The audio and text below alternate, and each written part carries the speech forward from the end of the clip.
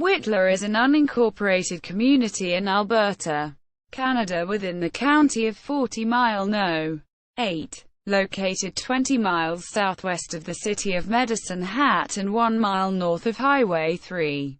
History. Like most towns in the surrounding region, Whitla's beginnings started with the opening of homestead land in 1908. But there had been some activity before that. Named after R.J. Whitla, a Winnipeg merchant, who visited the site while it was a mere siding in 1885.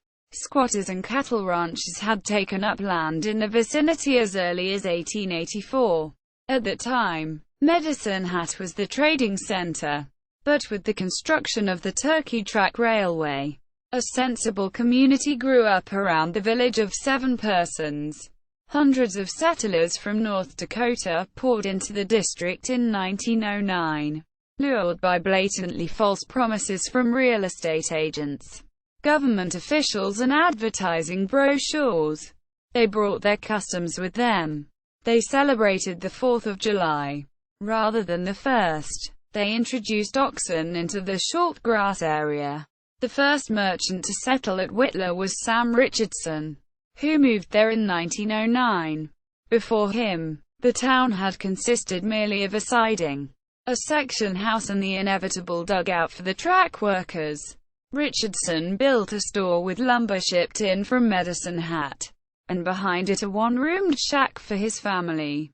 That following year, Alex and Chris Ashton opened another general store, this time on the north side of the tracks, and their firm was quickly followed by a hardware, a lumber yard and a farm machinery firm.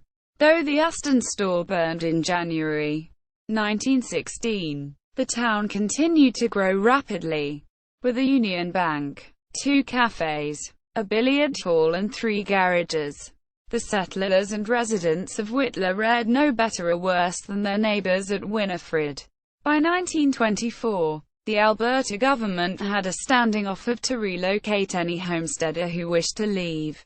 Many accepted the assistance. In 1927-28, 12 years after the first bumper crops, there were 2 magnificent harvests and Whitla boomed. However, for the next 12 years there was only misery. The dirty 30s brought dry years, crop failures, grasshoppers, hordes of voracious rabbits and dust storms.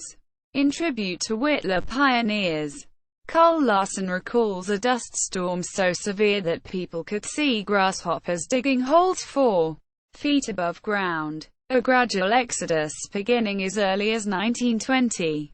It was sped up during the 1930s and early 40s. By the end of World War II, the small homesteads had virtually vanished, giving way to huge farms and ranches. The paving and relocation of Highway 3 in 1949, as in other areas where modern highways bypass towns, was the final blow to the economy of the village. The mid-1950s brought promise of improvement. First with the introduction of electricity in 1955 and the beginning of irrigation from the St. Mary River project in the following year. The local dam, located north of Whitla, was appropriately named Rattlesnake Dam. Unfortunately, irrigation had arrived 40 years too late. The 1960s saw the gradual disintegration of Whitla, and the closing of the school in 1964 was the last signal of defeat. For a short time after, the town's grain elevators remained in operation until their destruction in the mid-1990s. See also: List of communities in Alberta. Ghost towns in Alberta.